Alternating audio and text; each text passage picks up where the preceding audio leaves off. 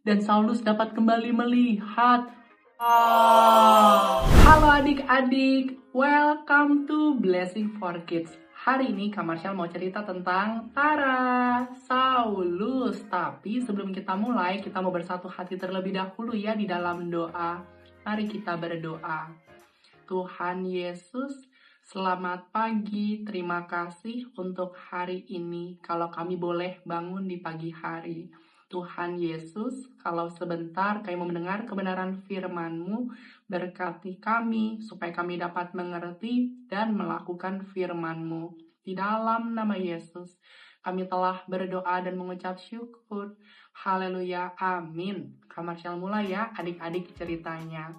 Pada suatu hari ada seorang laki-laki bernama Saulus. Saulus ini awalnya tidak percaya kepada Tuhan Yesus. Dia nggak percaya bahwa Yesus adalah Tuhan dan Juru Selamat. Sehingga dia suka menganiaya atau berbuat hal yang jahat kepada orang-orang yang percaya kepada Yesus. Bahkan adik-adik, Saulus ini datang ke imam besar untuk meminta surat kuasa. Jadi Saulus minta surat izin untuk dapat menangkap dan menganiaya orang-orang Kristen yang ada di kota Damsyik. Singkat cerita, setelah mendapatkan surat kuasa tersebut, Saulus pun melakukan perjalanan adik-adik ke Damsyik. Alkitab mencatat bahwa di dalam perjalanan yang dilakukan oleh Saulus, tiba-tiba adik-adik ada cahaya yang begitu terang sehingga Saulus pun terjatuh ke tanah.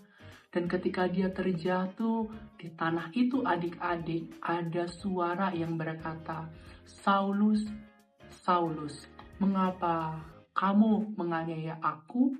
Lalu Saulus bertanya, "Siapakah engkau, Tuhan?" Lalu ada suara yang berkata, "Akulah Yesus yang engkau aniaya itu." Saat itu juga Saulus adik-adik tidak dapat melihat. Tuh adik-adik, Saulus dari yang awalnya bisa melihat tiba-tiba menjadi buta. Sehingga Saulus pun perlu dibantu oleh temannya untuk dapat melakukan perjalanan menuju Damsyik. Jadi Saulus dituntun. Wah, kasihan sekali ya adik-adik Saulus itu.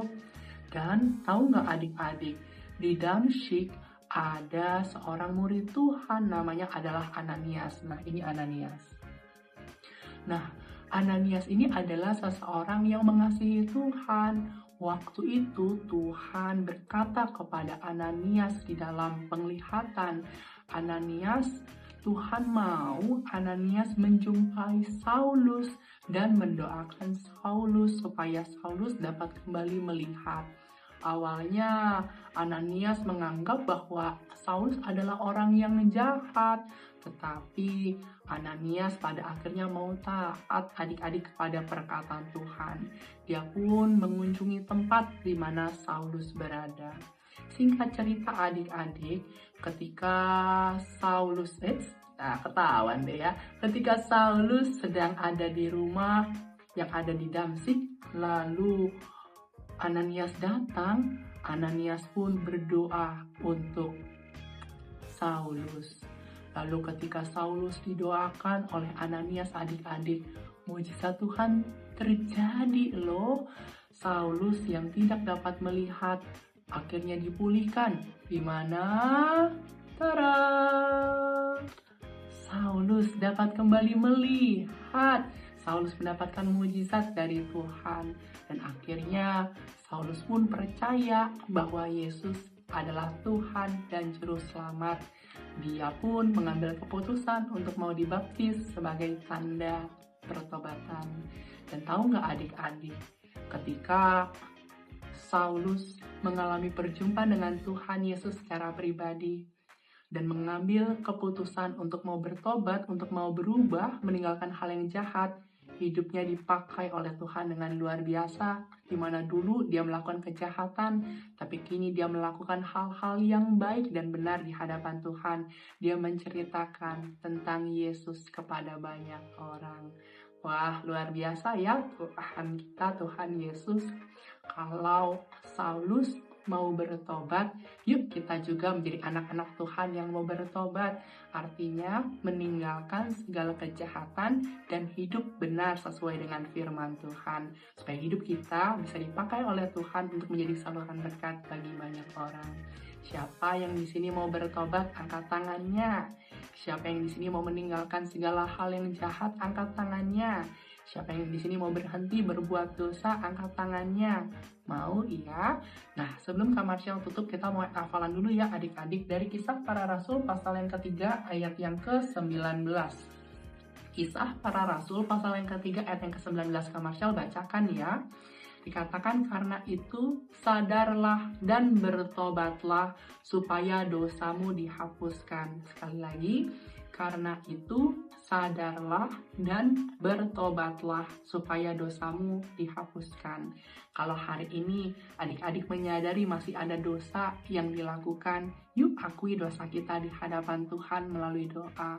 Dan percayalah, Tuhan Yesus pasti mengampuni dan memberikan kita kesempatan untuk hidup sungguh-sungguh kembali di hadapan Tuhan.